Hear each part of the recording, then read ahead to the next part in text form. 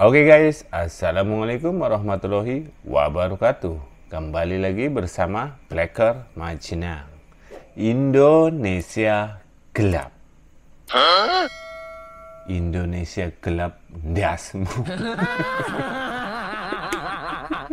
Kali ini kita akan membahas masalah mahasiswa. Ups. Tenang. Ya, mahasiswa. Ya, bukan mahasiswa, kata mereka tapi. Kalau bagi saya ini demo yang sehat nggak sih? Waras nggak? Emang agak lain ya guys ya kalau dari yang sebelah sana.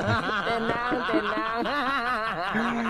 Kan sudah jelas Pak Presiden Prabowo itu ya intinya gue berhemat, kok malah di demo guys. Katanya itu yang harus dipentingkan itu adalah pendidikan, gak usah perut. Tenang. Nih, kamu mau belajar kalau pelut ya, bukan perut pelut. Perut kamu kosong, keroncongan, kamu bagaimana bisa mikir? Aduh, apakah ini memang benar-benar demo bayaran guys? Kalau saya meyakini ya bisa seperti itu guys. Soalnya apa?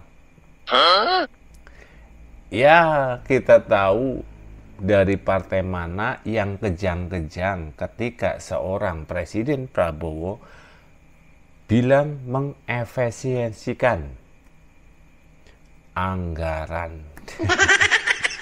Jadi nggak ada yang bisa poya-poya guys. Dan partai mana yang sering poya-poya guys? Ya di DPR itu guys lah. Aduh. Oke, di sini kita akan simak beritanya. Sejak sore hari tadi, bahkan sejak siang dan pagi, kami mohon untuk bisa mengakhiri aksi dengan tertib. Besok kami akan melayani apabila rekan-rekan mahasiswa akan melaksanakan aksi kembali. Tidak usah menunjuk-nunjuk, tidak usah memprovokasi, tidak usah melempar-melempar barang-barang ke arah petugas. Sekali lagi kami mengimbau agar Korlap bisa mengendalikan betul teman-temannya dan bisa membubarkan aksi dengan tertib. Dengerin guys ya, ini langsung dari Hasan Hasbi guys. Arahan Presiden Prabowo Subianto sudah sangat jelas ya. Dalam efisiensi ini,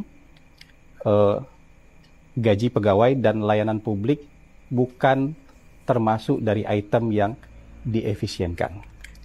Tuh, dengerin. Ya, termasuk juga layanan-layanan dalam soal pendidikan. Nah, terus kalian mau demo apa? Sudah dengar jelas ya. Pendidikan tidak masuk efisiensi guys. Iyalah. Tapi mereka keluar-keluarnya banteng lah. Sorry. Ya. Presiden Prabowo sangat menaruh perhatian yang besar terhadap pendidikan. Bahkan dari program hasil terbaik cepat dari Presiden Prabowo itu juga mengenai soal pendidikan. Perbaikan ruang sekolah, ya. Ada lebih dari 10.000 sekolah yang diperbaiki ya tahun ini, dari 330.000 sekolah yang butuh diperbaiki. Kemudian makan bergizi gratis buat anak-anak. Visiatbaya mengeluhkan penurunan okupansi untuk aktivitas meeting, insentif, convention, and exhibition atau MICE dan tuh dengerin tuh. Yang pertama keluar sendiri itu langsung dari mana guys? Itu dari para hotel-hotel guys ya, karena mereka nanti akan pendapatannya berkurang karena tidak ada pejabat yang menginap di sana guys. Mutiar gue. Amar. Hal ini karena ada kebijakan efisiensi anggaran pemerintah. Pada awal tahun ini saja, pihak Oh gitu. Sekarang hotel-hotel yang ngeluh atas kebijakan dari pemerintah ini gitu ya. Karena para pejabat-pejabat ini nggak bisa lagi rapat-rapat koordinasi gitu di hotel-hotel mewah kayak gitu ya. Oh, jadi maunya hotel itu kayak gini, semua pejabat-pejabat di Indonesia beserta bawahan-bawahannya ini tetap melakukan rapat-rapat koordinasi gitu ya kan, melakukan perjalanan dinas gitu, terus nginepnya di hotel gitu, nyewa hotel-hotel mewah gitu. Maunya tetap kayak gitu ya, pakai anggaran negara gitu ya. Padahal rapat-rapatnya juga bisa dilakukan di kantor gitu. Maunya gitu, biar pemilik hotelnya nggak rugi gitu ya. Oh, I see. Nah kan, kemarin kan gue bilang sekarang itu media bisa dibeli. Lalu tahu kan, sekarang media-media ini nyerangnya kemana? Media dong.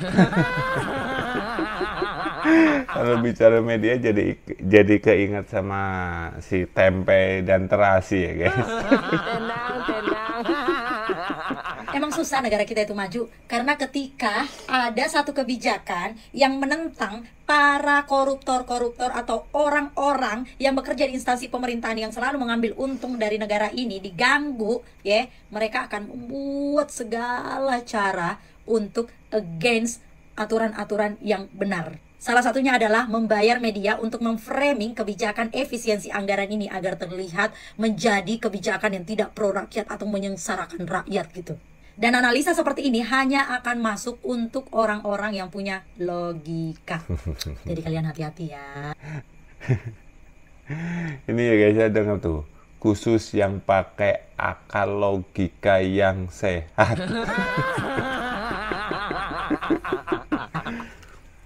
Aduh, kalau sesuai instruksi presiden bisa kering nih dompet. Nggak bisa dapat cashback dari hotel, nggak bisa cashback dari biro perjalanan, nggak bisa dapat cashback dari IO. Kagak bisa jalan-jalan, kagak bisa foya-foya. Aduh, pusing ya Teng. Aduh, lah sebut saja guys ya, si Banteng ini guys ya. Ini Banteng yang keluar-keluar dan saya sekaligus menjawab apa yang dimaksud oleh Presiden Prabowo mengenai raja kecil. Tenang. Gawat nih, bisa puasa nih tahun ini gara-gara efisiensi. Itu pegawai yang udah habis kontrak bulan ini, nggak usah diperpanjang. Udah, nanti biar narasinya itu gara-gara efisiensi karyawan jadi kena PHK. Pokoknya harus dibangun narasi kalau efisiensi ini imbasnya itu ke rakyat kecil. Efisiensi itu nggak pro rakyat kecil. Kita harus bangun narasi seperti itu. Ya iyalah, kalau enggak gimana nanti kita nggak bisa foya-foya kita. Tuh, dengerin kan? Yang bilang siapa? Ini mbak-mbak. Ya, kalau mbak-mbak ya nggak mungkin mbah. Yang ada ya nenek. Ini mencontohkan guys ya, ini. Nggak bisa dapat cashback cuan dari sana sini. Udah, gitu aja. Jalanin pokoknya yang habis kontrak bulan ini nggak usah diperpanjang ya. Bilang aja efisiensi, oke? Ya udah. Nanti yang ada ternak banteng sama ternak onta tuh pendukungnya Gerindra, tuh pendukungnya Pak Prabowo, tuh pendukungnya Jokowi Jaja bilang seperti itu. Indonesia gelap. Begitu teriak adik-adik mahasiswa yang berdemo di depan istana Senin 17 Februari 2025. Apanya yang gelap, Dik? Langitnya mendung, listriknya mati. Di sini terang kok. Saya bisa melihat semuanya dengan gamblang dan jelas. Kok adik-adik mahasiswa bilang gelap? Oh, saya tahu. Mungkin mereka tutup mata, jadi kelihatan gelap semuanya. Coba adik-adik mahasiswa buka matanya, biar bisa melihat dengan terang dan jelas seperti saya. Gimana? Sudah buka mata, tapi masih gelap? Nah, kalau ini saya tahu sebabnya. Mata sudah terbuka tapi masih gelap adanya. Itu pertanda mata hatinya yang belum terbuka. Karena kalau mata hati tidak terbuka, yang harusnya terang jadi kelihatan gelap semua. Dan kalau gelap, arah juga tidak terlihat, jalannya nabrak dan tersendat-sendat. Kalau gelap semua, yang nyata juga tidak jadi nyata. Dan kalau gelap, Yang kelihatan cuma imajinasi sendiri, halusinasi sendiri. Dan dalam gelap itu biasanya yang kelihatan pasti yang serem-serem dan ngeri. Duh, jangan bilang yang serem-serem ah. Kalau serem-serem jadi keinget nenek. Yang bikin bulu kuduk berdiri. Padahal itu semua tidak nyata dan cuma bayangan kita sendiri. Jadi jangan buru-buru menyalahkan adik-adik mahasiswa yang merasa Indonesia gelap. Justru sepertinya kita harus membantu mereka. Kasihan, mata hatinya tertutup. Dan sepertinya memang ada yang sengaja menutup. Ditutup dengan apa? Ya dengan propaganda, dengan fitnah, dengan hoax, dan berbagai cara lainnya untuk mengaburkan kebenaran-kebenaran dan fakta. Tuh, ini kok cuannya nggak dibahas, guys? Kan lumayan 100.000. Apa borongan, apa harian itu? Tenang. Pembangunan di IKN gelap? Oh jelas enggak. Coba deh, adik-adik ke sana, semua kegiatan pembangunan infrastruktur masih terus dikebut, mengejar target tahun 2028 yang dicanangkan oleh Bapak Presiden menjadikan IKN sebagai ibu kota politik. Pengetatan anggaran dan pemotongan anggaran bikin Indonesia jadi gelap? Oh enggak juga. Coba undang Menteri Keuangan ke kampus dan ajak diskusi, mintai keterangan dan informasi. Nanti adik-adik akan paham bagaimana penghematan itu tidak akan membuat Indonesia gelap seperti yang kalian bayangkan. Siapa yang memulai mata kalian menjadi buta, guys? Si Sengkuni, guys. Sengkuni lah penyebab biang kerok utamanya ini, guys ya, yang menyuruh mahasiswa untuk para berdemo. Tapi tahu nggak apa yang bakal bikin Indonesia jadi gelap? Indonesia akan gelap kalau generasi penerusnya buta mata hati. Indonesia akan gelap kalau anak-anak muda yang akan menjadi pemegang estafet kepemimpinan cuma bisa mencaci maki tapi tidak paham persoalan dan apa yang terjadi di negara ini. Indonesia akan gelap kalau rakyatnya hobi demo, protes tapi tidak mau andil dan memberikan solusi. Rumahmu sedang direnovasi, perabotan dan isinya berantakan, terus kamu teriak-teriak merasa tidak nyaman dan merasa terganggu. Terus rame-rame bikin tagar kabur aja dulu. Kalau ini rumahmu, di mana tanggung jawabmu? Masa cuma bisa nyumpah-nyumpah melulu, tapi masalahnya apa saja tidak tahu. Masa yang macam begitu nggak boleh dibilang dulu. Indonesia gelap,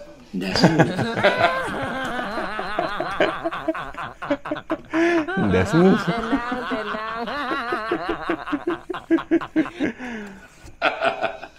Sudahlah, tugas mahasiswa itu menuntut ilmu.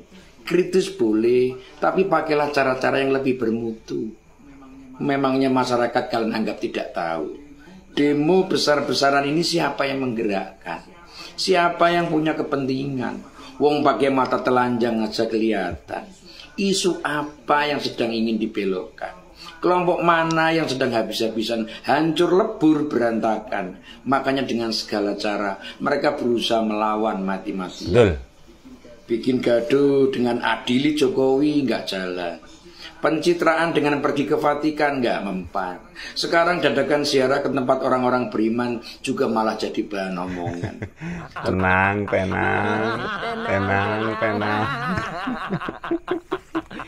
Jadi keinget ini ya guys ya, Mak Banteng kan lagi umroh itu guys ya. Ini lagi ngomongin Mak Banteng guys ini ya. Lagi umroh pakai apa tuh namanya tuh kerudung ya guys ya. Guys, ada yang bilang guys, katanya itu katanya kayak masa debir. Padahal dulu si Mak Banteng pernah bilang, ngapain ibu-ibu ikut pengajian? Tenang Mak Banteng, tenang ya, tenang. Terus ini demo besar-besaran dengan slogan Indonesia gelap, makin gak jelas dan makin gak karu-karuan. Teriak di jalanan kalau ilmu pengetahuan masih pas-pasan, apa yang bisa dihasilkan? Ujung-ujungnya cuma jadi corong kelompok yang sedang panik dan kebingungan. Dan lagi-lagi cuma jadi demo pesanan. Menyolok sekali adik-adik. Kalian demo setelah kita semua melihat Prabowo dan Jokowi solid bergandengan tangan. Nggak perlu demo, tapi tetap dipaksakan. Pemuda memang harus kritis, mahasiswa memang harus kritis, tapi kecerdasan jangan tipis. Dengerin itu. Dan saya peringatkan sekali lagi, saat Presiden Prabowo Subianto mengucapkan ataupun meneriakkan kata-kata hidup Jokowi, itu yang diteriakan itu posisi menjadi ketua partai. Blok. Tenang. Lagi hari ulang tahun Gerindra, guys. Membawa presiden kok gitu. Bukan, itu kan lagi menjadi ketua partai. Ndol banget lu. Pengennya hidup Anies, hidup rakyat, gitu apa gimana, kan udah jelas kalau Anies itu udah jadi rakyat, pengangguran lagi. Tenang. Tetap harus nasionalis, jangan pesimis, dan jangan jadi berandalan yang anarkis. Indonesia ini rumah kalian. Indonesia ini sedang dipersiapkan untuk masa depan kalian. Ayo ikut berperan, ambil bagian. Jangan malah jadi tunggangan orang-orang busuk yang punya banyak kepentingan dan cuma ingin menjatuhkan. Kalau mau Indonesia tidak gelap, buka mata hatimu. Mulailah bertanya pada dirimu, siapa yang akan mewarisi semua kerja keras pengelola negara ini? Siapa yang akan menikmati setelah orang-orang yang berjasa dan terus-menerus kalian caci maki itu mati? Siapa? Tanya ke dirimu, siapa? Tarwiyah. Hidup Tarwiyah. Tenang. Anak-anak Tarwiyah berkeliaran ya guys ya, luar biasa ini. Kalau tidak mengerti, diam saja. Tapi kalau paham, ikutlah bersuara. Berikan gagasan, dukungan dan peran yang nyata. Jangan bergaul dengan orang-orang yang tidak berguna, yang kalap karena tidak lagi berdaya, yang ngamuk karena tidak lagi bisa menggarong uang negara. Indonesia tidak gelap kalau hatimu tidak gelap. Indonesia akan berjaya kalau kita semua bersatu dan mau keras bekerja. Dek, ini negaramu. Janganlah jadi benalu. Kelak semua pengetahuan dan ilmu akan jadi bermanfaat buat dirimu kalau kalian semua bisa mengisi waktu dengan kebaikan dan pikiran yang maju. Dengerin itu. Rungokna gue. Tapi gini 100.000 guys, 1.000 lumayan. Semoga bermanfaat. Adili Jokowi. Ngimpi di siang hari bolong. Dengan segudang prestasinya Pak Jokowi. Dan mengangkat seorang Prabowo. Ya, yang sempat dicopot jenderalnya. Dan diangkat lagi martabatnya. Ya. Kembali menjadi jenderal, bahkan panglima tertinggi di negeri ini. Dan kemudian mendukungnya menjadi seorang presiden. Apa mungkin Pak Prabowo membiarkan ya orang yang sudah menolongnya, ya, sudah mengangkat namanya, menyelamatkannya, dan memberikan dia peluang menjadi pemimpin bangsa ini. Jadi, sudahlah.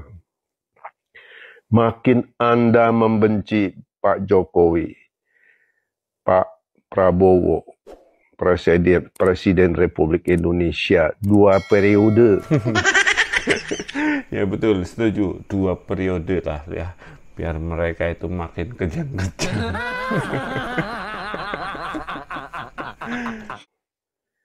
Akan terus mengangkat, memuliakan nama Pak Jokowi.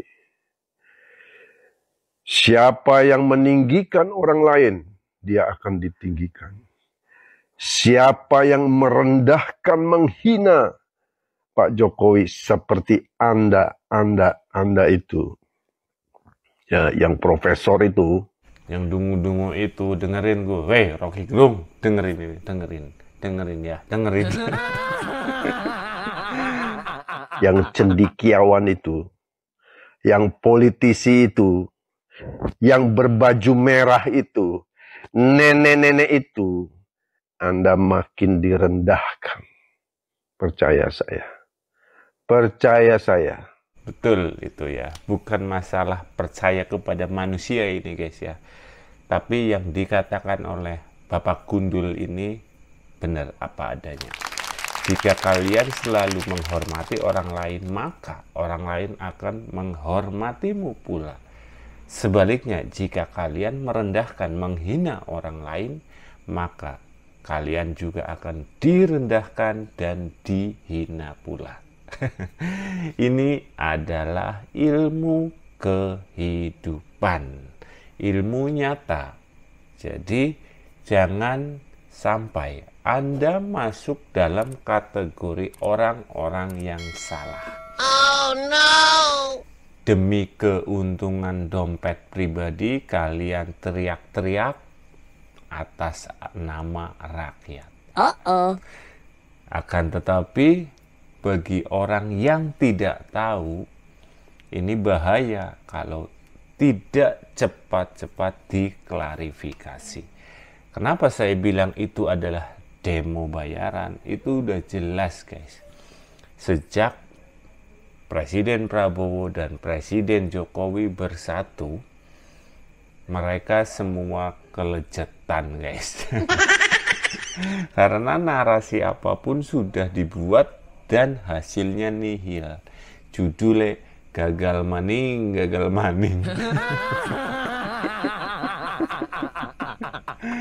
Oke, sekian. Semoga video ini bermanfaat. Wassalamualaikum warahmatullahi wabarakatuh.